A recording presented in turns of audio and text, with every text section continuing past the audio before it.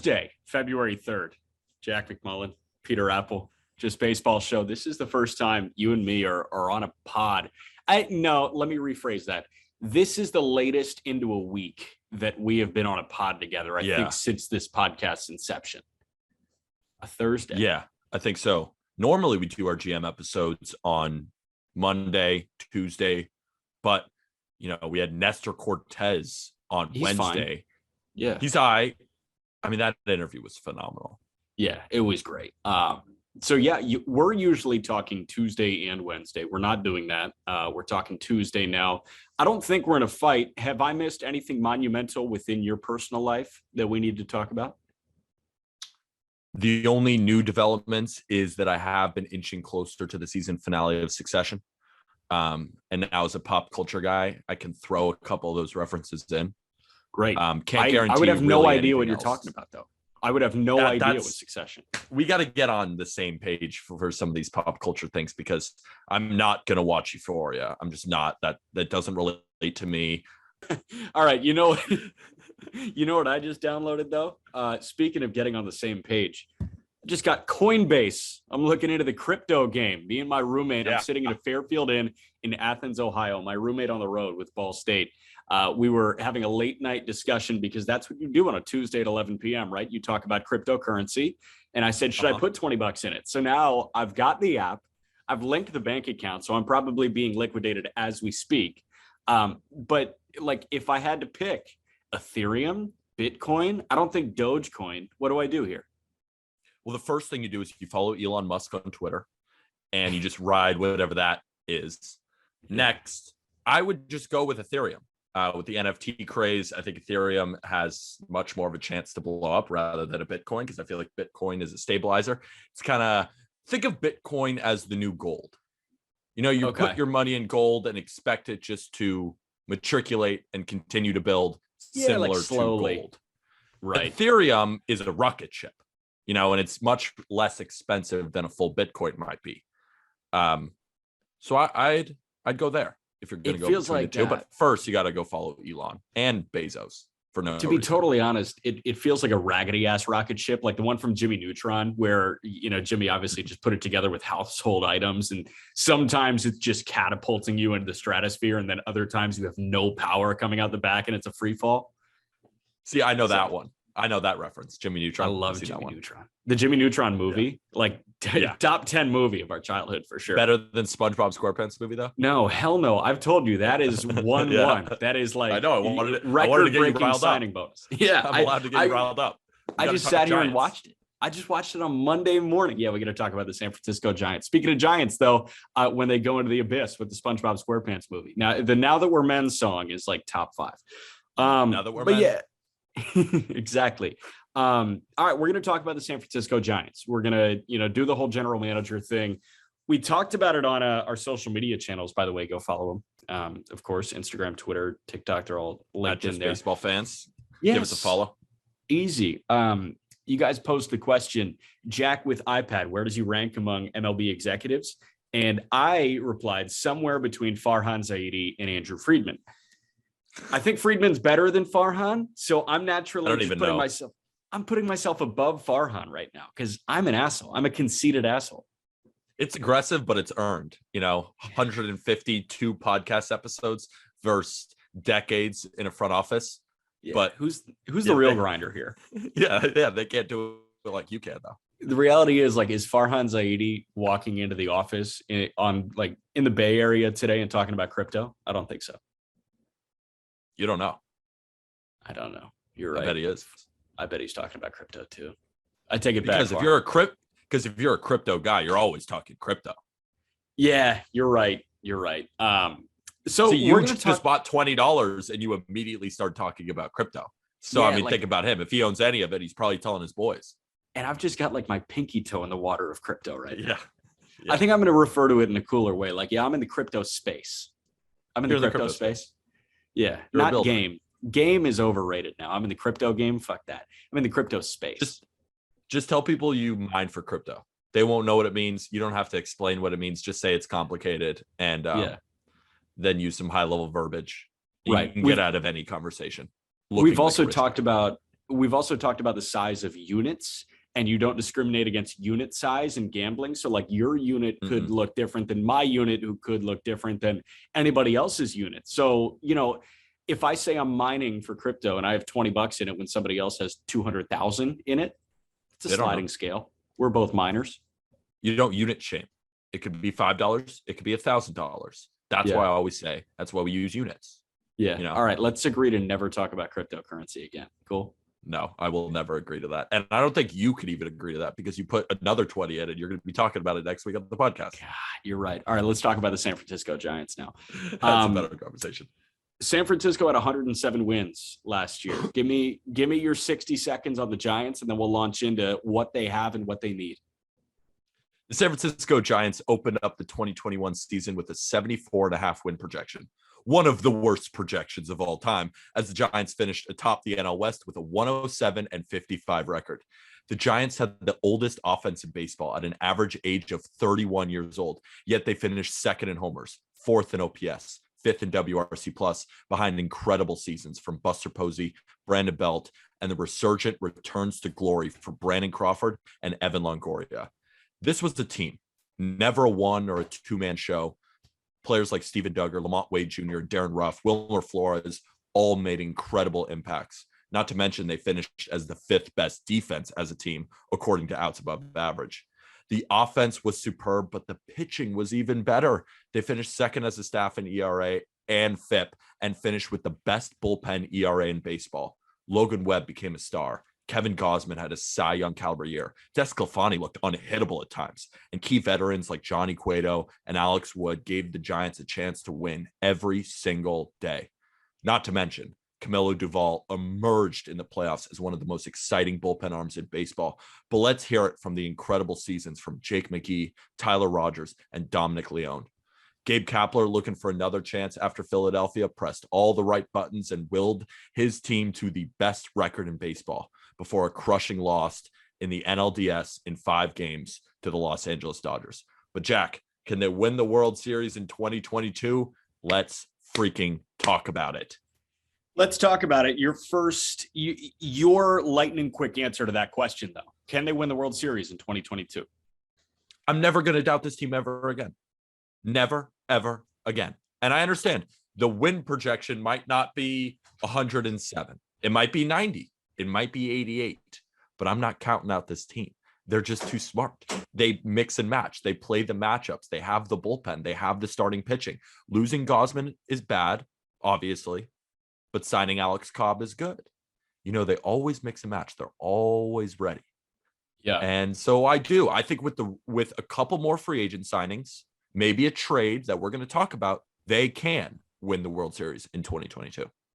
Yeah, I'm with you, because you look at this team on paper again, and I understand all these guys had great years, but you look at them again, like going into the 2022 season, you say, no, like they're not even going to be close to winning the division when you look at the Dodgers and the Padres. But the reality was the Padres were a 500 team with one of the best teams assembled in recent memory on paper.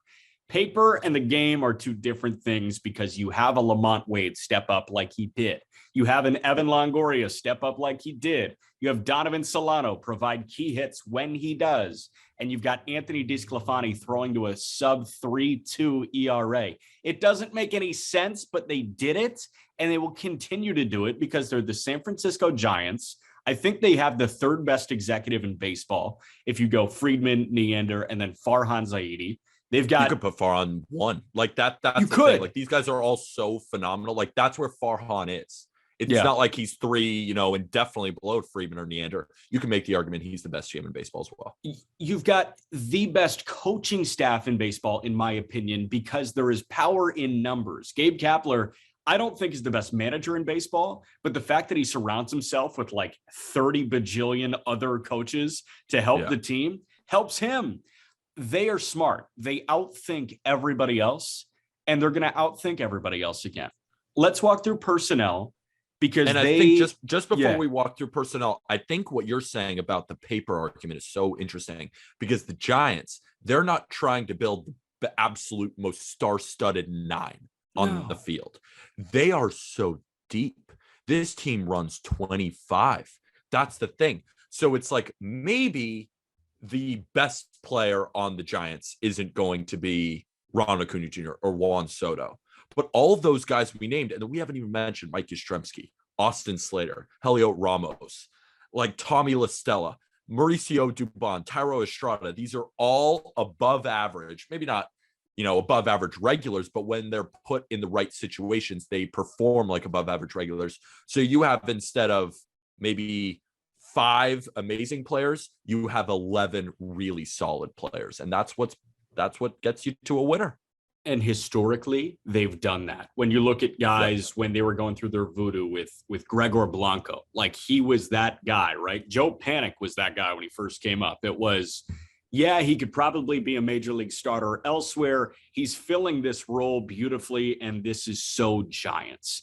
And when you look at modern Moneyball, if you are trying to ID like a non-Oakland A's team to the Moneyball theory, it's got to be Tampa Bay, obviously, because Tampa has just been doing this. They've been getting massive success with not large amounts of money and very minimal star power. But San Francisco ain't far behind. San Francisco is a bigger market, and they've had a ton of championship success. And that almost deters us from thinking of them as a small market, because they're not a small market. But what they do with the resources they put into the team, they're outside the top. I think they're 14th in payroll in 2022. Yeah. They're never really average. at the top. Yeah. I mean, they've got $80 million in luxury tax base. They are below average when you look at payroll. Like, they do this with not many resources allocated to winning on the field, because they know how to wring the towel dry of all it's worth. Absolutely. And I think their payroll was the highest in 2019. It has gone down as they've gotten some of the key players off the books. But right now they have money to spend. They have like $50 million, $60 million possibly that they could spend to get right back up to what it was in 2019. We're not saying, they actually have $130 million to spend to get it up near the Mets. No, that's not how the Giants do it. But the Giants aren't necessarily this cheap team.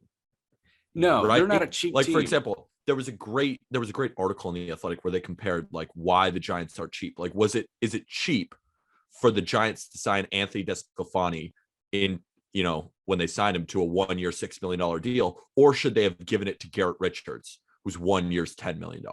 Is that cheap, or is that just smarter? So they sign guys. They're not going to give $250 million to that best free agent like Carlos Correa or Trevor Story, but they're going to make smart moves, and those smart moves result in wins. You would think that they would give the big money to Carlos Correa because they're right next to the Silicon Valley, right? They're there. They're in tech. So are the Oakland A's. The Oakland A's are trying to sell. So you're right. I have no idea how like the poverty line in the Bay Area is $120,000 and the Oakland A's don't have any money to work with. And they're moving. They're moving. Like, I don't get it. Let's walk through who they subtracted. The biggest one is Buster Posey. Posey retired. Kevin Gausman signed a big deal with Toronto. Johnny Cueto is now on the open market. Donovan Solano is now on the open market. They did retain Brandon Belt, who accepted the qualifying offer, but those 4 are massive. You're missing 2 starting pitchers. Your Hall of Fame caliber catcher, I don't know if he's a Hall of Famer, but he's going to get some votes probably. He'll be on there for more than a year. Yeah, 100%. One of the greatest catchers of all time, if we're talking peak. Yeah, and then you're missing a guy who won a Silver Slugger in 2020 in Donovan Solano. So you've got some stuff to replace here. The biggest one, of course, Pete, being Buster Posey. And also they didn't lose Chris Bryant, but Chris Bryant is no longer a Giant. He definitely helped them down the stretch there. Yeah. The great thing about the Giants is that when your star player retires, like a Buster Posey, it's always very helpful to have someone in the wings ready to go. And that's why I think we're pretty excited about the combination of Joey Bart and Patrick Bailey, the 2 best catching prospects in the Giants system. And we think Joey Bart will make an impact as early as next year. He's the Giants starting catcher this year. I think he has to be. The Giants starting catcher. Yeah, we're going to walk through the position players first, and then we'll get to the pitching because there's a lot to address, especially in the starting rotation here. But let's start with the catching position because your big leaguer under contract right now is Kurt Casale. Yeah, he's a fine backup, whatever. If he's got to catch 50 games this year, that's fine. But Joey Bart's ready. Joey Bart is going to be your starting catcher. Patrick Bailey is probably a 2023 ETA, but he's going to be good. Do you like Bailey more than Bart? I've gone back and forth on this. I like Bart's bat clearly, but I like Bailey's defense better. You go with Bart. Bart is the high draft pick, the coveted top prospect. You got to give Bart the opportunity right out of the gate. But I've just heard things that Patrick Bailey will be the starting catcher in 2023, and Joey Bart might be the first baseman after Brandon Belt is then done. But I think at least for 2022, it has to be Joey Bart. And I'm excited to see what happens with Joey Bart, because I think Joey Bart can be a guy who hits for a lot of power and takes his walks and can be a real contributor in this lineup. 100%. So Joey Bart, when he comes up, he struck out a bajillion times. In 2020, Bart spent 33 games with the Giants as a 23-year-old. He had a 37% K rate, which is horrific. Not ideal. Less than ideal. less than ideal. But 67 games with Sacramento at the AAA level. The guy had a 29% K rate, which is bad, but it's not terrible. But Bart hit 294 with a 358 OBP, and he had a 107 WRC plus. Granted, from your top catching prospect, you want to see a WRC plus better than 107 in AAA. But with Bart, I mean, I've got no problems with him figuring it out now. If Posey stuck around for 2 more years, which I think we were expecting him to, then you have to have a different conversation, and you have to make one of them expendable because the clock's ticking. And the answer was probably going to be that Bart was the expendable one. But I don't hate the idea of Bart being your starting catcher in 2022, Bailey coming up midway through 2023, and for the 2024 season, making a decision between the two. Yeah. And the Giants have time to do that now. They do have time to do that. I mean, they have plenty of veterans. Their team will already be good. I'm sure Buster Posey will help influence that somehow. The Giants are definitely going to be like, hey, can you come back and help a little bit? Yeah, in an advisor role, front office role. Like Jim Thome, as soon as he retired, hopped into the White Sox as like an advisor role. Paul Konerko did the same thing. You see Alex Rodriguez hop into this advisor role before he took the Sunday Night Baseball job. Like so many of these guys, Ichiro too. Ichiro's like throwing BP to the Mariners after he retires. And he's like still pitching in Japan too. No, I mean when you figure out a way to retain your all-time greats somehow, because Buster Posey is obviously one of the most notable Giants in recent memory. He's going to be involved with the Giants somehow, especially with the catching thing. I agree. You know what? When I think Joey Bart, I immediately think Mike Zunino. Yeah. High strikeout rate, going to hit for some power. He's never going to give you, 250 batting average even. But he's going to walk and he's going to play good defense. That's where I think. So Mike Zunino's 2021 with the Rays is almost like where I see Joey Bart's ceiling at. But I also see the floor at possibly Mike Zunino some years with the Mariners. Right. Like you can't hit shit. Yeah, you can't hit shit. You're striking out 40% of the time. Like it's extremely possible. But I think at the high end, that's what you could get if Bart improves on defense, because that's just what I see. I'm like, you're just Mike Zunino, and Mike Zunino can be an electric catcher, one of the better catchers in baseball. And here's the deal, dude. Like when Zunino's good, the Mariners weren't looking for a catcher. Like Zunino was good. The Rays weren't necessarily looking for a catcher. Obviously, Mejia is the long-term solution to catcher, but like Zunino's going to find his way into that lineup if he's hitting like that. Bart is always going to find his way into an MLB lineup with the possibility of power that he has. He's got to choose one of these, though. He's got to put more bat on ball, or he's got to walk more. I hope he chooses the prior. I feel like he's going to choose the latter. Yeah. We're slandering. We also sort of slandered Casali. And he's serviceable. Like he's a good defender. Whatever offense you can get for him is a plus. He's a guy that at least you could plug in there and you're not barren. Like he's not a terrible backup. It's not like some garbage man sitting back there and you're like, oh my God, this is just a hole. He's not a hole, but he's a good stopgap if Bart is struggling and Bailey's not ready. So I don't think that, like, if Bart were to not pan out at all, that they don't at least have reinforcements that they would need to sign, a big time catcher. Right. I wrote down 2 names that, like, if Casale sucks, you can go get somebody like Jose Lobaton or Robinson Chirinos on like a 1-year deal. Like, maybe guaranteed, maybe not. You know what I mean? Agreed. So, and I think that's an easy fix. First base, we're going to breeze through because you've got Brandon Belt. If Belt needs a day off, then Darren Ruff can play first. Boom. Exactly. And both of those dudes rake. Yeah.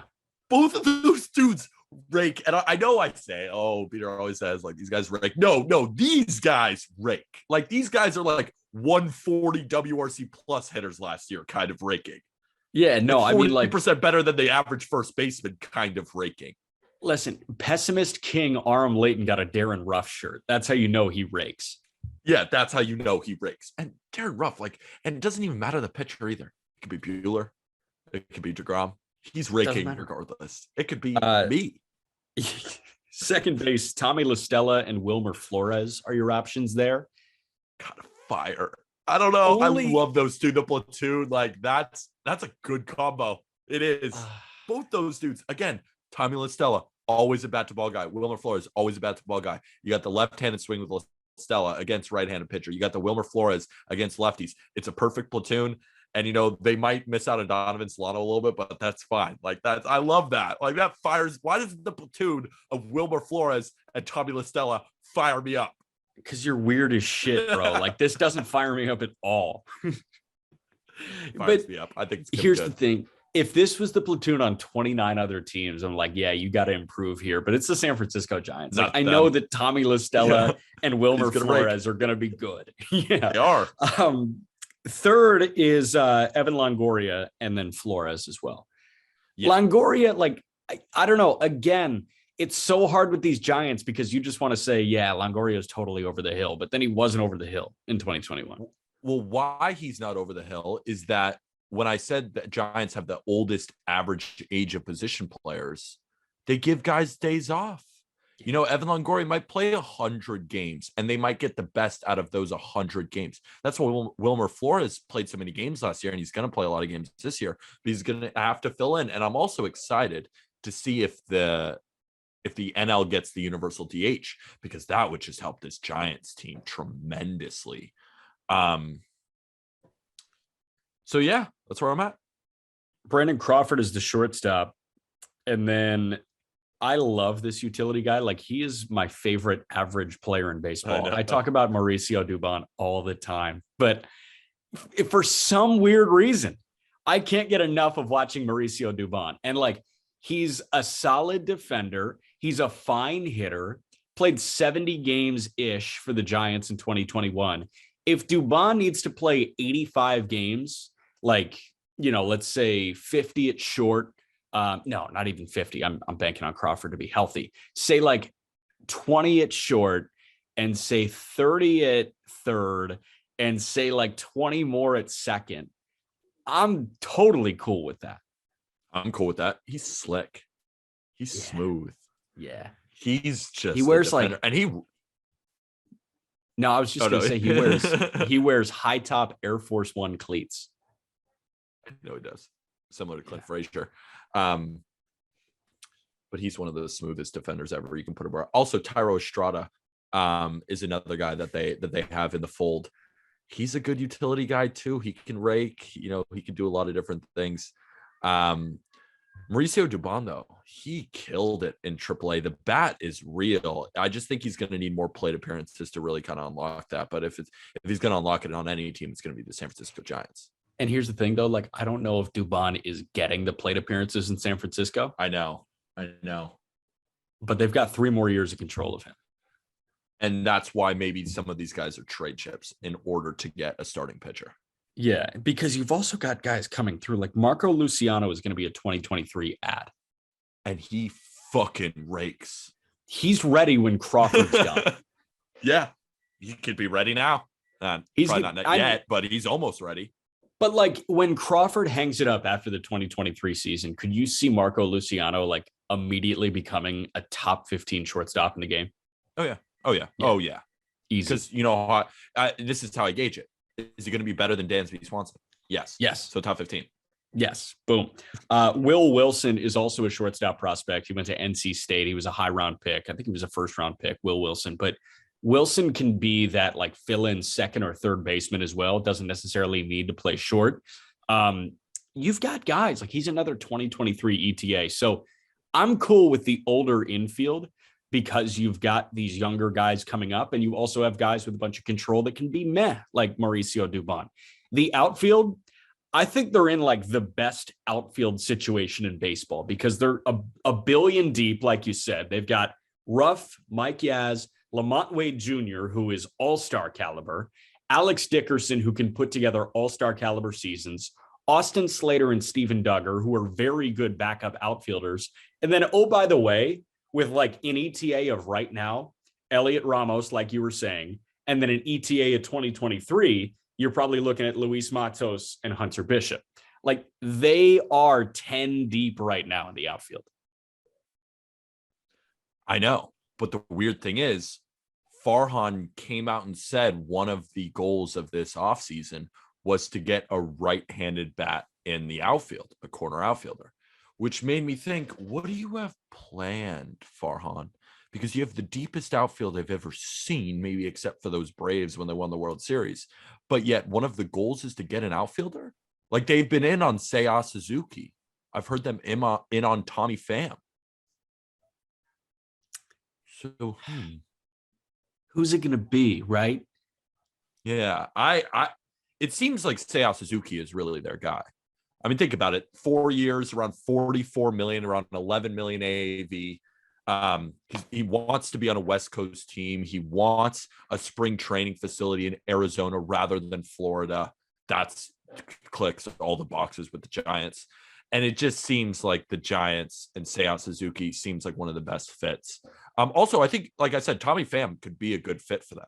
You know, Tommy Pham is turning into one of those veterans that then the Giants just come in and be like, oh, what was going on here? What was wrong with your swing? How about just try this? And then Tommy Pham's back to all-star level again. Like that's what I could see. So I do think that they will end up signing Seiya Suzuki or Tommy Pham. Yeah, I do like those two options there. Another one, and I just sold him to Seattle last week, but like Chris Bryant was a great Giant. I think he would be great back in that uniform. Oh, I mean, that goes without saying. I mean, it's good that, you know, this is a podcast, so we're saying it, but yeah. Gotta fill time, man.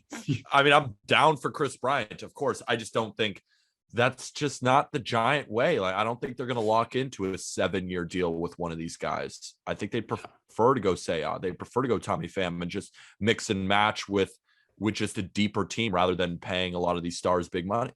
Yeah, a couple other names that I want to throw out to you before we move on to the pitching staff here.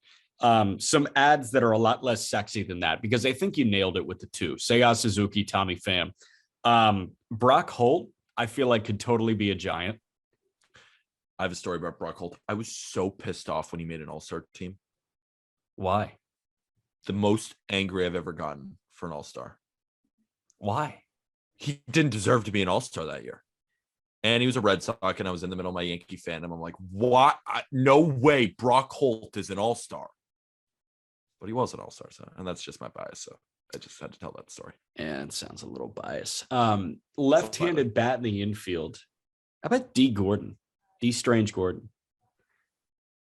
Dude, they got so many dudes. I know. I just don't think they need much. They don't need much. They don't need an outfielder, but they said that they want an outfielder. They need starting pitching. They do need starting pitching. That's actually what they do need. But yeah, like you look at the offense and you're like, of course you could probably upgrade with a $200 million guy. Yeah. But they have so many good players and their system works. So I'm not here to say that they need that much, just like a little tinkering here and there. Okay, so let's talk pitching. I'm so interested to see what Brandon Crawford does next year. Yeah, me too. Really going to do it again? If he does, like, damn. It's like, where the hell did it come from? I don't know, He's a glove dude. First guy who just raked, and the power. That's what got me. It was the power. Right? Like, what? Brandon Crawford? What are we doing? His barrel looked huge last year. Yeah. Let's talk about the pitching staff. We can breeze through the bullpen because this is a really good bullpen. It's the best bullpen in baseball. Ooh. I don't know. Who would be better, though? You name a bullpen with 4 guys better than Jake McGee, Tyler Rogers, Dominic Leone, and Camilo Duvall. Non-bias, I think the White Sox with Hendricks, Kopech, Bummer, and now Kendall Graveman. That's not fair to throw Kopech in there. Because is Kopech going to be like a 7th inning guy? No. Okay, so he's take like out your stopgap. Yeah, so take out Kopech. A 4. Because the Giants can just throw guys like Michael Kopech. And even though they might not be as flashy, they'll still get outs. Yeah. Seattle has a pretty good bullpen here but it's not better than San Francisco. It's not better than San Francisco. Damn. Yankees isn't better. You know, the Dodgers have a phenomenal bullpen, but I think the Giants is better. Giants the Rays always have a Tampa's bullpen. Giants. Yep. Yeah. Camilo Duvall is next up, like the next best closer in baseball. He's your guy. What was your hot take about him? That I thought he would be the best reliever by the end of 2022. Yeah. Agree to disagree on that, but and that's such a and that seems like such a hot take, but we know with reliever turnover, like remember when Devin Williams was the best reliever in baseball? Yes. Then it was like, wait, he's actually not that good, and then he had a great year last year, so it was like, oh, maybe he is. And like Josh Hader was kind of low on some lists, and now we all recognize Josh Hader, and new guys bounce out of everywhere. This is the next guy. We already saw in the playoffs. The stuff was electric. The poise on the mound was electric. The arm angle, everything. It was just all out fuzz. Yeah. I mean, you mentioned the 4, McGee, Duvall, Tyler Rogers, Dominic Leone. You also have Harleen Garcia, Jose Alvarez, Zach Littell. Like, they're deep enough. If they want to go sign somebody to a 1-year deal, like an Evan Marshall with that changeup, or Steve Cishek just to have like the submarine and then the sidearm here, like, go ahead and do it. You don't need to add anything, though. Let's get into the starting pitching now. Again, you are without Kevin Gausman, who signed for 5 years with Toronto. You're without Johnny Cueto, who's in the open market. But Gausman was the 1. Cueto was like the 5 for them last year. Yeah. You had Logan Webb, who we're both so freaking high on. I think Logan Webb's an ace. Yeah. Anthony DeSclafani had a 3.17 ERA in 2021. Can you repeat that? I don't know. Alex Wood is in the rotation. Alex Cobb is in the rotation. And then you've got Tyler Beatty as the 5. That's not a good 5. That's not a World Series winning 5. So let's add some pitching here. Okay. So even though it's across the pond in Oakland, I think that this is the team that should deal for Chris Bassett. That's the pitcher who comes to my mind. And I'm like, well, he's basically wearing a Giants jersey already, it looks like. He's getting up there in age a little bit. It's not going to take that much. You're not going to have to gut the farm system, but he's just a really solid guy. And when we spoke to Katie Wu of The Athletic, when we were talking about the Cardinals, she really, really wanted Chris Bassett for not just what he can do on the field, but off the field as a teammate, leader in that clubhouse. Like, you put another veteran like that in this Giants locker room, I think it's a winning formula. You don't have to give up much, man. You really don't have to give up that much. What would you have to give up? Like, I don't know. Could you just send Hunter Bishop over there? Yeah, like I think Hunter Bishop and like Sean Jelly could make it work. That's 2 top 15 guys, 2 top 20. Yeah, that's kind of pricey. And especially Hunter Bishop's, he's a good prospect. He's a 6'5" outfielder. He's only 23 years old, and he hasn't had a ton of success. But he's a guy that the Oakland A's could look at. And then I don't even think you have to add, that guy. I think you could maybe give them, maybe you package Hunter Bishop and Sammy Long. Yeah, that works. Like it works. That's the thing. I don't think you need to give up way too much. I agree with you for Bassett. You can do it. I don't think they need to go look at like a Glass now, because you don't need a 1. You don't need a front line guy. You've got your 1. Glasnow's also not going to pitch next year. So it's like, Well, the Giants 2023 seems to also be another like window for them with Luciano and Bailey coming up and all that kind of stuff. So maybe Glasnow makes weird sense in a way, but not for But not 2022. really. And that's not what the episode, we're doing right now. Well, and that's not what the Giants do either. Yeah. They don't get those guys. Cool idea. So more Giants type guys that I like. Chris Bassett is perfect. I'm looking at free agency right now. Zach Greinke to a 1-year deal to San Francisco. That sounds so good. Yeah. He could win a Cy Young there, I think. He could win a Cy Young at like age 55. That's how much confidence I have in the Giants to develop these guys. Yeah. Not develop. I keep saying the word develop. It's just that what the Giants do, they just pinpoint things within your repertoire and they just tweak it a little bit and just make you that much better. And with the rest days and the nutrition and just everything that's in the Giants organization, just tippity top. Yeah, and I mean, I'm looking at like these top 4 because Beatty, you kind of want as the guy that bounces between Sacramento and San Francisco, right? Yeah, he's all right. But Webb, DeSclafani, Wood, Cobb, like that's really good. And you already have 2 guys named Alex there. So you're probably set up for success. And they're kind of like the right-handed and left-handed versions of each other, sort of. Yeah, exactly. Like when I see Alex Cobb, I say, you're like the right-handed version of Alex Wood. Yeah. Arm had a hot take. He said Alex Wood might make an all-star team this year. Did he say Wood or Cobb? To be honest, I don't remember. Alex's. Yeah, I'm telling you. But I think either of them could. Like Alex Cobb is going to have such a good season next year with the Giants. I can almost guarantee it. God, that's so weird to say, dude. All right. 2 more free agents that I want to throw out to you before I get to my guy. Kwon Yun Kim and Yusei Kikuchi, I think could both fit here. Yeah. I like Kwon Yun Kim better. But are they going to be worth them? I mean, that just depends how much money you're going to give them because, like, how much money would Kwon Yun Kim get? I don't know, but is he that good? I think he's, yeah, right. Like, he's, I don't know. That's why Here's my it has to be a trade piece. It has to be a trade piece because with the Giants, you say Kikuchi could make sense just with their payroll. Like, are they going to give him?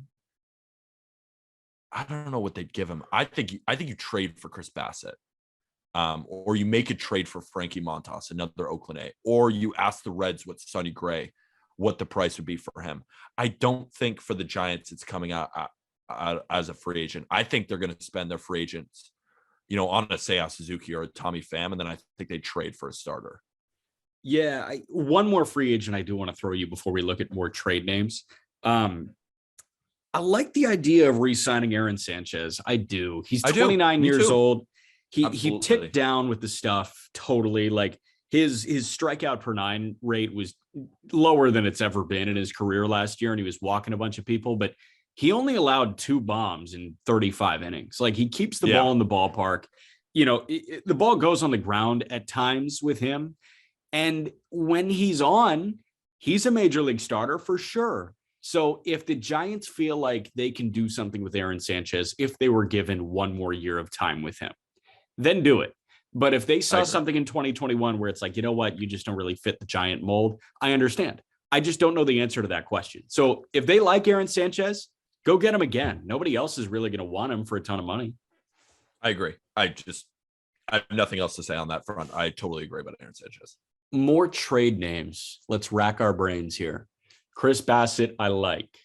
Glasnow, I like less. I really like the Sonny Gray.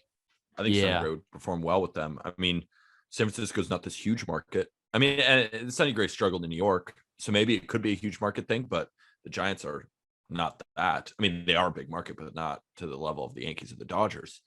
I think Sonny Gray could be a very good option there. It would take a lot to get Luis Castillo, and I don't think the Giants are willing to kind of gut their farm like that because the Reds are going to ask for Marco Luciano or definitely Patrick Bailey or, Matos. And I don't think the Giants are willing to part ways with them. So I would say Luis Castillo is probably off the table, but that's why I think Sonny Gray is such a good option for them because I don't think it would take, the combination of Luciano, Bart, Matos, or Ramos, maybe like a guy like Kyle Harrison, is a 20-year-old big left-handed starter for the Giants. Maybe a guy like that. They also have Will Bednar in their system, who I am in love with. I watched him at the College World Series on Mississippi State. This was my favorite college pitching prospect.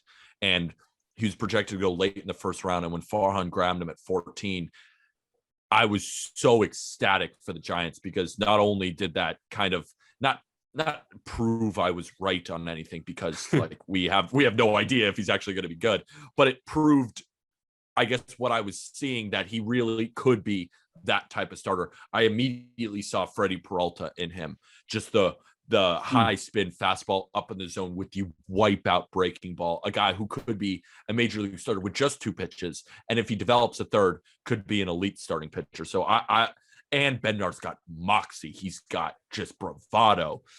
I love him on the mound, and I don't know when Bednar is slated to. I mean, his ETA is 2024. I think he could be up sooner. I think the dude shoves. Yeah. I hear you. No, I agree with you on Bednar. He is a very, very talented pitcher. He just doesn't necessarily fit in this window right now with MLB starting chops. Yeah, no, I mean, I'll sing praises for Will Bednar all day long. And we're gonna do some good shit with college baseball too. If you're looking for college baseball coverage, just baseball's your spot. College baseball show's coming out soon. It's probably going to be releasing the next couple of weeks, because the season is almost here, and we have write-ups already on justbaseball.com for like the ACC, and we're coming out with more like conference stuff, because we want to be your, we want to deliver you guys college baseball content, because no one else is. You go to any other website, it's behind a paywall. And college baseball is awesome. And there are future big leaguers there that are so fun to watch, similar to college basketball, similar to college football. We all know that. But we're going to be delivering college baseball on justbaseball.com and throughout our socials and everything like that. It's going to be great. We're going to be making some trips. Know that we already have some working plans to get back to the College World Series in Omaha at the end of June. Yes, sir. And then end of May, I know we've got a working plan to get to the SEC tournament in Hoover, Alabama. Yes, so it'll be fascinating. We got some good college baseball stuff coming up here, and Will Bednar exemplifies that. One more name I want to throw out as a possible trade candidate before we wrap up our thoughts on the San Francisco Giants, and that's Kyle Hendricks. I think Hendricks could be an option. If the Cubs are in this weird purgatory right now where they are somewhere between trying to contend. And if they sign Carlos Correa to this deal where it was starting to be rumored right before the lockout hit, then obviously they're not selling a guy that, figures to be in the front of their rotation. But Hendricks is not worth a king's ransom anymore. He's 87. Not years old. He's 87 miles an hour with the fastball. He's sneaky, only like 31. Yeah. He's making a lot more money than he should. And he gets hit up a lot. Like the ERA is high. The wins are high because he stays in games forever. But this is a guy that can. Tradable. I don't think so. I think he's worth it. I mean, the Giants would have to give up basically nothing to get him. I think they could fix him. They probably could.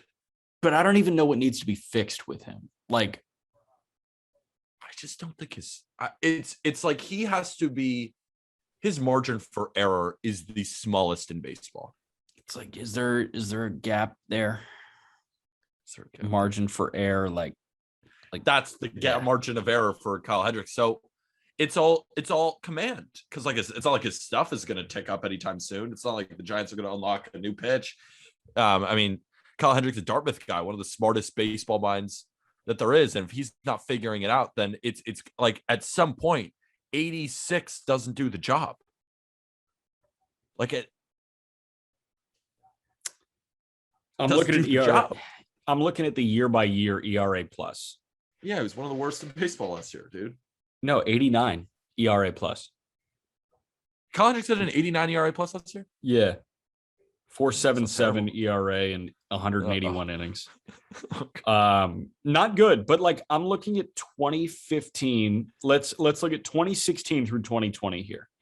Kyle Hendricks, 2016, obviously he was great. He finished third in Cy Young voting. He had a 2.13 ERA and he had a 1.96 ERA plus. But his ERA plus by year from 2016 to 2020, 1.96, 1.45, 1.21, 1.27, 1.56, and then down to 89. It slowly was ticking down, but he's 32 years old. Yeah, he's one of those guys you think is 37. But he's not old. Is this your Cubs mind saying, let's get rid of him? Or is this your Giants mind saying, I actually think he's good as a buy low? Yeah, no, this is my Giants mind saying, let's buy low. Yeah, because he wouldn't be expensive. I don't hate the idea, but I don't think that Kyle Hendricks is a good pitcher anymore. But that may come back to bite me, and I'm willing for that to come back to bite me because I hope he turns into something. I just you watch him last year. It wasn't fun. It wasn't fun to watch, but I don't know. I think he's still got good pitcher in him. The mind is one of the best. If anybody can be perfect, we talk about the margin for error. If anybody can be perfect in Major League Baseball, it's Kyle Hendricks. Also, on him as their ace, while the Giants would be relying on him as their 4. So there's different 5 maybe. There's different expectations there. So the more we talk about it, the more I like it. Okay. Final thoughts on the Giants. Final thoughts on the Giants is if anybody tells you that your favorite team, and I'm talking to you directly, the listener right now, if anyone tells you that the Giants aren't going to be good this year, just tell them wait and see. Just tell them to suck it because you're going to be good again. This team is too sound mentally, physically, nutritionally, facilities, minor leagues, across the board, the executives. This is one of the best organizations in baseball. And when you have one of the best organizations, you might fall from grace a season or two, but then you'll be right back in the thick of it. And I see 90 wins for this team this year, and I think they could tick up towards 95. Will they win the division? I don't know, but I think they're going to make the playoffs. I still think this is a better team than the Padres, quite honestly. Even though the Padres are way more star-studded, they just got Bob Melvin. It seems like the Padres are destined for this, but they weren't that much worse last year, and they won 79 games. There's problems there. There's no problems here. There's no problems here. Faith in Farhan. And until he disappoints me, which he won't, I'm going to continue keeping the faith because every single time I tried to bet against this team last year, they bit me in the ass. They beat good teams. They beat bad teams. They beat the best pitchers. They beat the worst pitchers.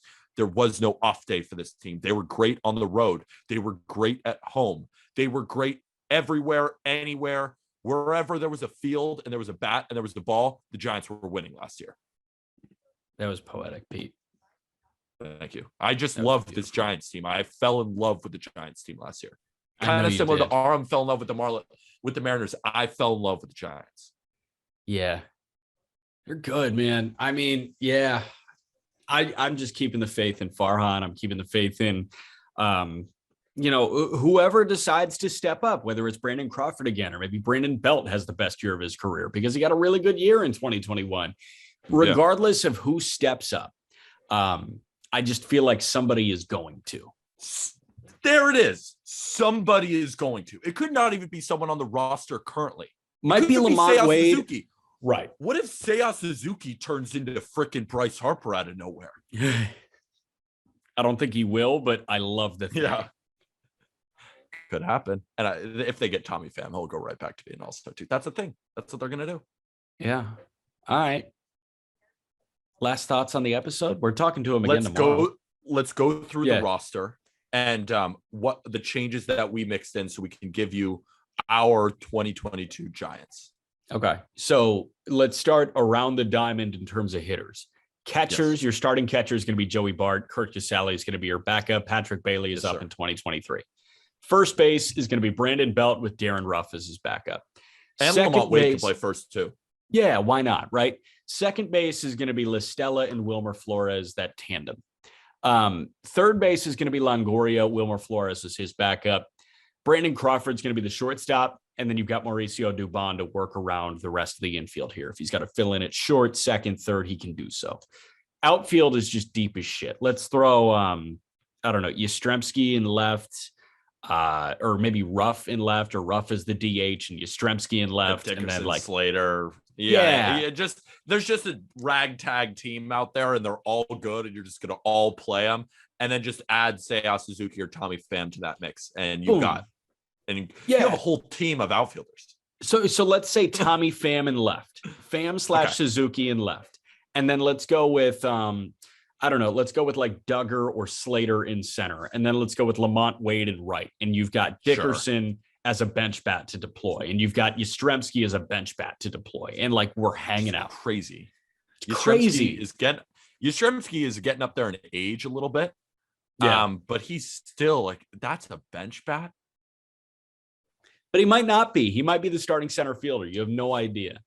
And then let's talk through pitching. Obviously, bullpen, no changes needed when you have Jake McGee, Tyler Rogers, Camilo Duvall, Zach Littell, Dominic Leone, Harleen Garcia. List keeps on going. Maybe add an Evan Marshall, let's say. Sure. And then the starting rotation, we've got Logan Webb, we've got Anthony DeSclafani, we've got the two Alexes, Cobb and Wood, and then one of the guys that we just added. I think Chris Bassett is the best trade piece, or Sonny Gray. Perfect. Let's call it Chris Bassett. So you've got Wood, DeSclafani, Bassett, and the Alexes. Bang. Are you kidding me? It's a great team. It's a really good team. Does that team have a good possibility of winning the World Series? I think so. Yeah. They won 107 games last year. Yeah. Let's say they're 17 games worse. They're winning 90 games. They're probably making the playoffs. They took the Dodgers to 5. And I know the Dodgers lost to the Braves, but would we have been surprised if the Giants beat the Dodgers in that series? And they almost did. That was one of the most hard-fought series. That's probably why the Dodgers were so tired against the Braves, because they just got their teeth kicked in by the Giants. If the Giants had played the Braves instead, we may be having a different discussion on who won the World Series. Because if the Giants then go play the Astros, what are you picking against the Giants? No, hell no. No, hell no. So they were right there. So what's to say that they're not right there again? Is it the loss of Buster Posey? That's going to hurt. Is it the loss of Chris Bryant? That's going to hurt. But they just got plug and play. And this team was not built on the backs of stars. It was built on the backs of stuff like this. So why can't they do it again? And I think they will. I think they will too. We're in agreement. They're going to miss the leadership of Posey for sure. But other guys will step up there. Yeah, and they got veterans on veterans. Like, they know how to win. They've been there before. Yeah, like when you lose Buster, they're one of the most successful teams of our lifetime. When you lose Red Sox. Yeah, no, I mean, San Francisco's up there. They went through the even year voodoo. But when you lose like a leader like Buster Posey and you replace it with the leadership of Brandon Belt, Brandon Crawford, and Evan Longoria, you're fine. You're fine. God. You're fine. All right. Everything you need in the episode description. Just Baseball merch. I'm rocking my Just Baseball t-shirt right now. It's just a good fitting t-shirt. That's all I can guarantee you guys. Can't guarantee you that it's going to be the absolute best looking shirt, but what I can guarantee, it's going to be the best fitting shirt. I can guarantee that it looks amazing. I can You too. look so hot with that shirt on, dude. He's posing. He's posing for the audio people. Perhaps. Good shit. I am busing back from Athens, Ohio to Muncie, Indiana in a brutal snowstorm in the Midwest tonight. So fingers crossed for me. And crossed, Jack. Just know when you're driving through there, it's probably beautiful in San Francisco right now. Yeah, 100%. Things are all roses at Oracle Park. Things are all roses. And your team's not going to leave. Maybe the Oakland A's are. So the Bay Area might be Giants only for a while. Oh, well. Pete? Thank you, everybody.